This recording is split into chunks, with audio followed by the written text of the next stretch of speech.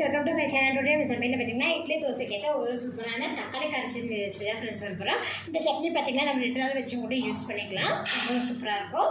ரொம்ப ஈஸியான மெத்தடில் இந்த சட்னி எப்படி செய்யணும் வாங்க வீடியோவில் போய் பார்க்கலாம். வீடியோக்குள்ள பார்க்க முடியாது இருக்கு. நீங்கள் அமினா சமைச்சனை சப்ஸ்கிரைப் பண்ணிக்கலாம். சப்ஸ்கிரைப் பண்ணிக்கோங்க. வீடியோவை ஸ்கிப் பண்ணாமல் பாருங்கள். காய் சூடான இதில் 2 டீஸ்பூன் அளவுக்கு எண்ணெய் விட்டுக்கோங்க. எண்ணெய் சூடான இதில் ஒரு பெரிய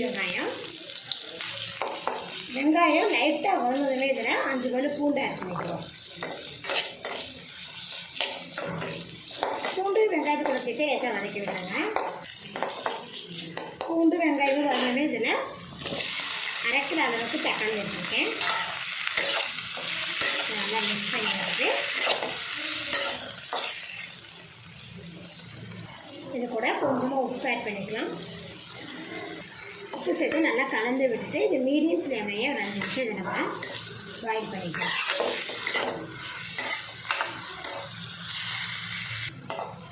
5 நிமிஷம் பார்த்திங்கன்னா நான் மீடியம் ஃப்ளேம்லேயே குக் பண்ணிட்டேன். இப்போ தக்காளி பாருங்கள் நல்லாவே குக் ஆகிருக்க பாருங்கள். இந்த அளவுக்கு தக்காளி வெங்காயம்லாம் குக் ஆனால் போதும்.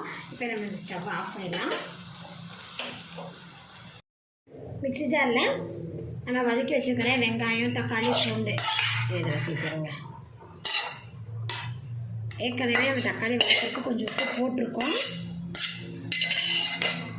இது கூடவே காரத்துக்கு ஏற்றபடி மிளகாத்தூள் சேர்த்துக்கோங்க. ஒரு சின்ன துண்டு பொடி. இது கூடவே பார்த்திங்கன்னா தேவையான அளவுக்கு உப்பு சேர்த்துட்டு அரைச்சி எடுத்துக்கலாம். பாருங்கள் இந்த அளவுக்கு நல்லா அரைச்சி எடுத்துட்டோம். தாளிக்கிறதுக்கு கடாய் சூடாகவே இதில் 2 டீஸ்பூன் அளவுக்கு எண்ணெய் விட்டுருங்க.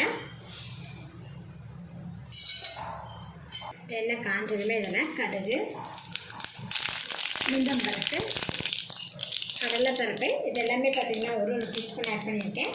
கூடவே 2 வரமிளகாய் கொஞ்சமாக கருவேப்பிலை இதெல்லாம் நல்லா எண்ணெயில் பொரிஞ்சதுமே நம்ம வதக்கி வச்சு